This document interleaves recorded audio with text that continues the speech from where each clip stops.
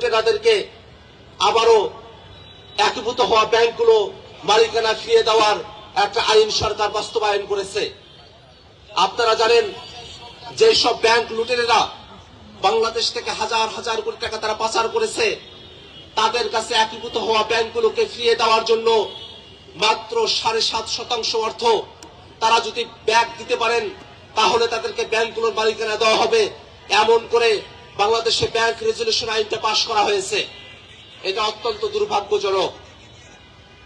অন্তর্বর্তীকালীন সরকারের সময়টাতে একীভূত হওয়া 5টি ব্যাংক এস আলম সহ যাদের কাছে ছিল, যারা ব্যাংকের লুটেরা হাজার হাজার কোটি টাকা বিদেশে পাচার করেছে, তাদের হাত থেকে ব্যাংকগুলোকে রক্ষা করার জন্য যে আইনটা করা হয়েছিল, সেখানে ওই লুটেরা মালিকেরা শেয়ার হোল্ডাররা তারা ব্যাংকগুলোতে আর ফিরতে পারবে না, সে আইনটা করা হয়েছিল, অধ্যাদেশ করা হয়েছিল।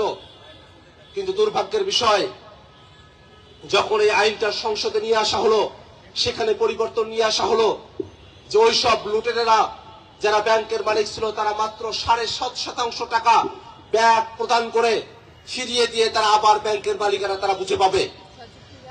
খেয়াল করে দেখুন, কোন একটি ব্যাংকে যদি সরকার 20,000 কোটি টাকা দিয়ে থাকে, তার মাত্র 750 টাকা ফেরত দিয়ে, মাত্র 1,500 কোটি টাকা ফেরত দিয়ে ওই লুটেরারা তারা আবার ব্যাংকগুলোতে আসতে পারবে।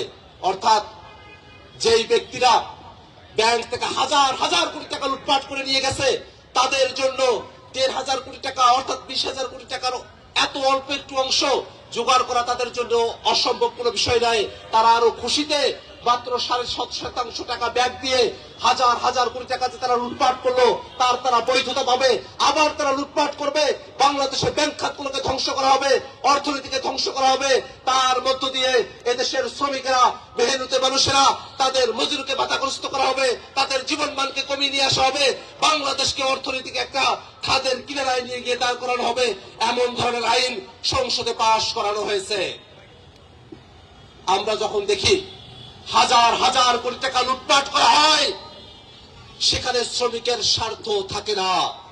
শ্রমিকদেরকে ব্যবহার করে যখন দেশের অবস্থা ভঙ্গুর হয়ে পড়বে, আমাদের এই শ্রমিক শ্রেণী সব থেকে বিপদের মধ্যে তারা পড়বে। যদি অর্থনৈতিক সার্কুলেশন না থাকে, দেশের টাকাগুলো বিদেশে পাচার করা হয়, দেশে যদি টাকা না থাকে আমাদের শ্রমিকেরা কাজ পাবে না, তাদের মজুরি আরো কমে যাবে, জিনিসপত্রের দাম বাড়বে, আর ওই লুটেরা তারা আরো বেশি লুটেরাপনা করার সুযোগ পাবে। এই ধরনের ব্যবস্থা আমরা এই বাংলাদেশে প্রত্যাশা করি না।